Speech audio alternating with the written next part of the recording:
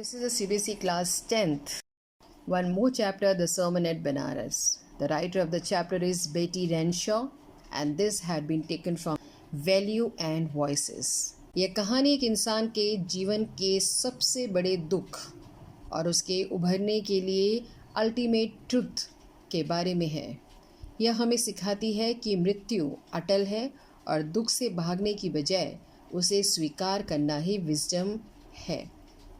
गौतम बुद्ध, इनका जन्म उत्तर भारत के एक शाही परिवार में प्रिंस सिद्धार्था के रूप में हुआ था। 25 इयर्स की उम्र में उन्हें दुनिया के किसी भी दुख का कोई भी अंदाज़ा नहीं था। वह एक बहुत ही शेल्टर्ड लाइफ जी रहे थे। एक दिन जब वह शिकार के लिए बाहर निकले तो रास्ते में उन्होंने 4 चीज़ें देखी जिससे उनका मन, उनका जीवन हमेशा के लिए बदल गया। एक बीमार आदमी, एक बूढ़ा आदमी, एक अर्थी और एक भिक्षु जो भीख मांग रहा था। इन दृश्यों के राजकुमार को भीतर तक हिला दिया। उन्हें एहसास हुआ कि दुनिया दुखों से भरी है। उसी रात उन्होंने अपने महल, पत्नी, बच्चों इन सब को त्याग दिया और ज्ञान की तलाश में निकल पड़े।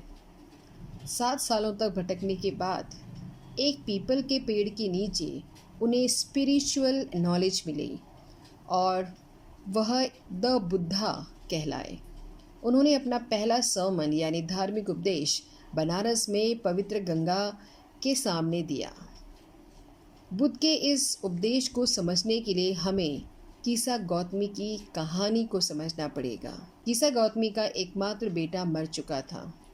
अपने बेटे की मौत से वह इतनी दुख में अंधी हो गई कि वह अपने मरे हुए बच्चे को गोद में लेकर पड़ोसियों के पास जाने लगी और उनसे कोई ऐसी दवा मांगने लगी जिससे उसका बेटा जिंदा हो जाए। लोग सोचने लगे कि वह अपना मेंटल बैलेंस खो चुकी है क्योंकि एक मृत व्यक्ति कभी जिंदा नहीं हो सकता। तभी एक समझदार आदमी ने उसे देखा और उसे लॉर्ड बुद्धा के पास जाने की सलाह दी जो उसकी मदद कर सकते थे।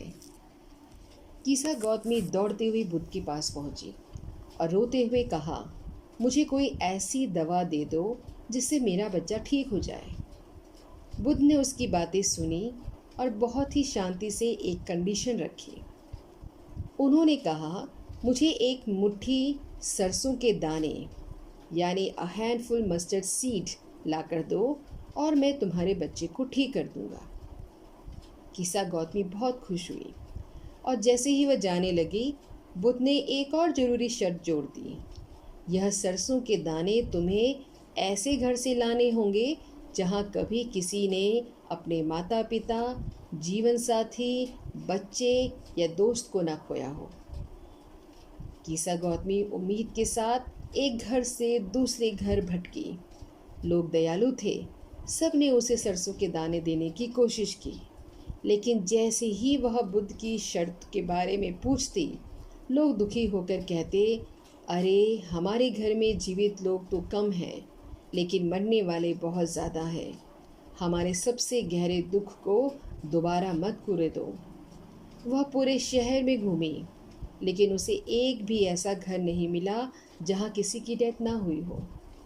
थक हार कर, निराश होकर वह सड़क के किनारे बैठ गई और शहर की लाइट्स को देखने लगी। उसने देखा कि लाइट्स जलती हैं और फिर बुझ जाती हैं। अचानक उसके मन में एक डीप रियलाइजेशन हुआ। उसने सोचा कि वह अपने दुख में कितनी सेल्फिश हो गई थी। मृत्यु तो सबके लिए सामान्य है। इस दुनिया में जो भी आया है उसका अंत निश्चित है।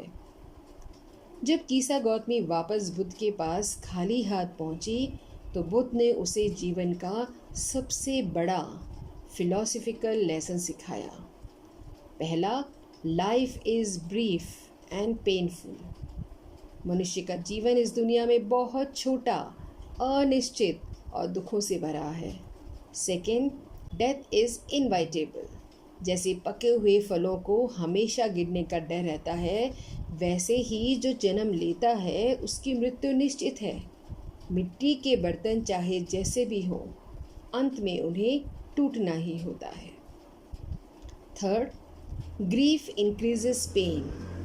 किसी के जाने पर रोने या चिल्लाने से मन को शांति नहीं मिलती, बल्कि शरीर को और ज़्यादा दर्द होता है और इंसान बीमार पड़ जाता है। रोने से मरा हुआ व्यक्ति वापस नहीं आ सकता।